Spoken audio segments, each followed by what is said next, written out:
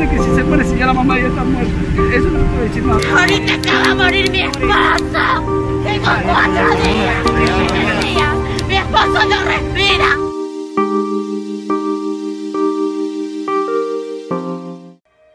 Mencekam, mengerikan, serta memilukan. Itulah kesan yang bisa diungkapkan untuk kota ini. Mayat tergeletak di mana-mana, seolah kota ini kota mati, sekaligus menyeramkan layaknya film-film horor. Kota Guayaquil di Ekuador. Kota ini benar-benar menjadi kota paling horor di dunia. Bagaimana tidak? Tiba-tiba saja, secara tak terduga di jalanan kota banyak sekali jenazah-jenazah korban virus corona atau COVID-19. Dengan populasi penduduk hampir 3 juta orang, selain menjadi kota terbesar di Ekuador, Guayaquil juga merupakan ibu kota provinsi Guayas. Setidaknya 6.700 orang meninggal dunia di 2 minggu pertama pada bulan April. Hal ini menjadikan Guayas sebagai area paling terdampak bukan hanya di negara tersebut tapi di seluruh Amerika Latin. Namun, jumlah kematian yang dicatat tersebut tidak hanya kematian terkait COVID-19. Kota ini kewalahan di mana rumah sakit kehabisan tempat tidur dan kamar mayat telah penuh. Layanan kesehatan setempat lumpuh karena pandemi ini, dan banyak pasien dengan kondisi kesehatan lainnya tidak mendapatkan layanan kesehatan dengan layak. Kondisi yang tak kalah memilukan terlihat di kamar jenazah rumah sakit setempat. Jenazah tak lagi tertampung karena jumlahnya yang sangat banyak. Petugas terpaksa memanfaatkan kamar mandi untuk menyimpan jenazah. Dengan tidak adanya ruang di kamar mayat rumah sakit, beberapa warga akhirnya membiarkan mayat-mayat berada di luar. Kota tersebut terus saja mengalami penambahan pasien dan warga tidak ada pilihan selain tetap berada di rumah. Jessica Zambrano, wartawan koran El Telegrafo, menceritakan pengalamannya di Guayaquil. Saya dan pasangan pergi belanja ke toko dan menemukan jenazah di pinggir jalan di Pedro Carbo dan Jalan Urdaneta. Sebelumnya ada yang bilang ada juga jenazah lain tak jauh dari situ. Kami terbiasa melihat para pengemis tidur di jalan, tapi akibat krisis ini banyak mereka yang meninggal di pusat kota.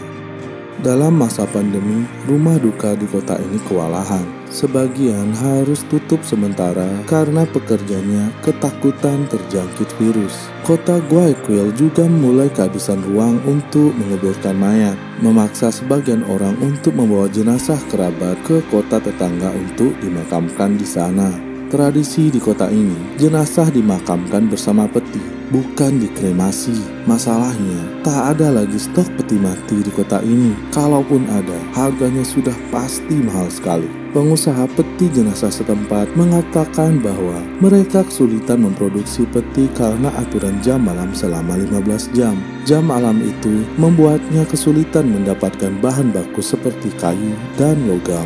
Kekacauan di rumah sakit dan rumah duka ditambah lockdown dari pemerintah Ekuador mengakibatkan banyak jenazah dibiarkan berhari-hari sebelum dievakuasi. Entah berapa banyak mayat ditemukan di jalan dalam berbagai kondisi. Ada yang dibungkus dalam plastik, ada yang ditutupi kain saja, ada dibungkus dengan kasur, dan ada juga yang sudah dikemas rapi dalam peti. Warga terpaksa menyimpan jenazah keluarga mereka di jalanan dan di dalam rumah karena tak pernah ada bantuan dari yang datang.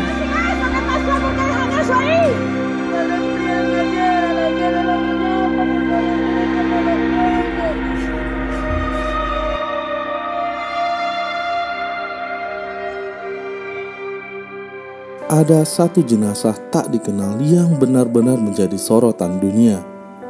Jenazah itu ditemukan di tengah jalan, di tengah kota, di seberang pertokoan yang tertutup. Kondisi jenazah tersebut terbungkus dalam kain. Jenazah dibaringkan di kursi kayu yang panjang. Di bagian kepala jenazah dipasang sebuah payung besar yang biasa dipakai pedagang. Dan yang paling memilukan, di atas badan jenazah tersebut terdapat kertas karton yang bertuliskan pesan sangat mengharukan. Pada kertas tertulis kalimat dalam bahasa Ekuador yang jika diartikan ke bahasa Indonesia, kami telah menelpon 911 dan tak ada bantuan. Pesan yang tertulis di kertas itu benar-benar memukul pemerintah Ekuador, sebab terbukti negara itu tidak siap menghadapi serangan corona. Hingga saat ini tak diketahui identitas jenazah korban corona itu. Namun, kini jenazah itu sudah tidak ada di lokasi. Petugas sudah mengevakuasinya ke kamar jenazah rumah sakit setempat. Pemerintah mengaku lamban dalam menghadapi pandemi dan telah meminta maaf. Juru bicara pemerintah Ekuador, George Water, mengatakan, "Kami mengakui kesalahan dan meminta maaf kepada mereka yang harus menunggu berhari-hari agar orang-orang terkasih mereka yang meninggal dapat dibawa." Tak cukup jubir saja yang meminta maaf. Wakil Presiden Ekuador, Otto Sonnenhauser, juga meminta maaf. "Kami telah melihat gambar yang seharusnya tidak pernah terjadi. Dan sebagai pelayan publik, saya meminta maaf," kata Sonnenhauser dalam sebuah pernyataan yang disiarkan oleh media lokal. Juru bicara pemerintah Ekuador, George Water, mengatakan bahwa para ahli memperkirakan kematian akan terjadi dalam jumlah 2.500 sampai 3.500 dalam beberapa bulan mendatang. Beberapa kontainer telah tiba di Guayaquil untuk difungsikan sebagai kamar mayat sementara. Pihak berwenang mengatakan mereka berencana untuk menciptakan ruang bagi pemakaman yang lebih layak.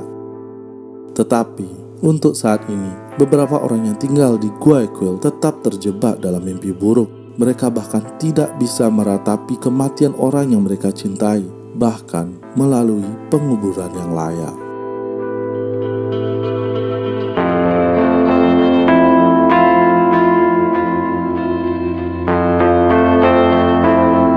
Selalu jaga kesehatan, lindungi diri dan keluarga tercinta. Semoga wabah ini cepat berlalu. Sekian video ini, sampai jumpa di video berikutnya.